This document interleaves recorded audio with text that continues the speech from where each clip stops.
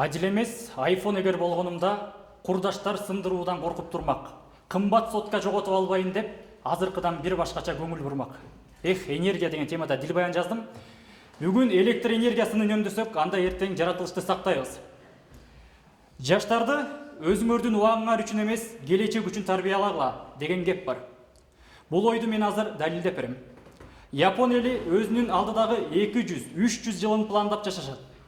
Мен өлгөн соң, мага десе чөп чыкпай калсын деген тетир ойдон өтө алыс алар. А биз кыргыздар кандай ой жүгүртөбүз? Келечекти ойлойбузбу? Бүгүнкү колдонуп жаткан буюмдар түгөнөт деп тынчсызданабызбы? Баарынын бүтөөр чеги болот. Мисалы, бизге электр энергиясы учурда аба менен суудай эле керек. Тиричиликте тамак аш, кир жууганда, жылуулук үчүн, жарык үчүн абдан зарыл энергия булагы болуп саналат. 21-кылымда электр энергиясыз жашоону элестетүү өтө кыйын. Тынчсызданганым, ушул мезгилде биз баарын ченеми жок колдонобуз. Кышында от жаккандын ордуна үйдү электр энергиясы менен жылытабыз.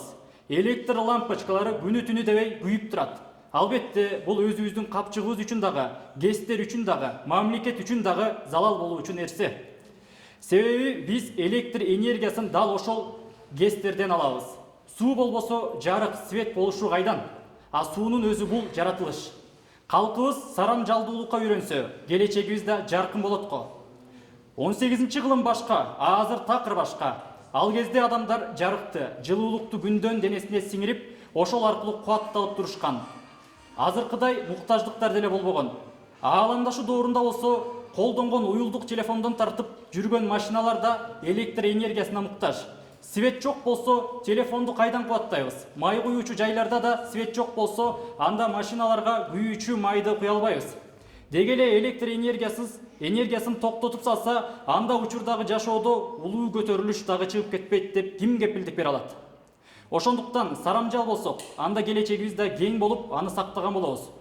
Күндөн күнгө адам саны өсүп баратканда, жарыкка болгон муктаждык дагы өсүп барат. А суу болсо көбөйбөйт. Ошондуктан келечекте сууга болгон муктаждык дагы да көбөйө берет. Суу менен байланышкан нерселердин баары маалыматты сактоочу касиетке ээ. Тагыраагы суу дагы, аны менен байланышкан нерселер дагы адам сөзүн өзүнө сиңире берет экен.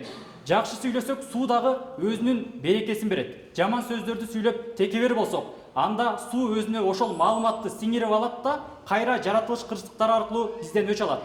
Мындан кийин дагы планета узак жашаары мүмкүн, бирок андан кийин жаратылыш кыйрап, жашоо бүтсө, анда биз тарых алдында жооп бере алабызбы? Үнөмдөсөк жарыкты, жылуулукту, табиятты болобуз сактагандай, үнөмдөбөй албайлыкты бекер чачсак, келечекти болобуз аттагандай. Үйдө эгер 1 саат эле свет өчсө, кысталгандай турмушуң тарып кетет. Телефонум өчтү деп ызырынып, Кудайга кудайлаган үнүң жетет. Бир күн өчсө светиң абдан жаман, чайды да кайната албайт анда апаң. Илгери жарыксыз да жашоо жүргөн, самоор дагы кайнатпайт азыр атаң деген ниет менен бүтүрдүм.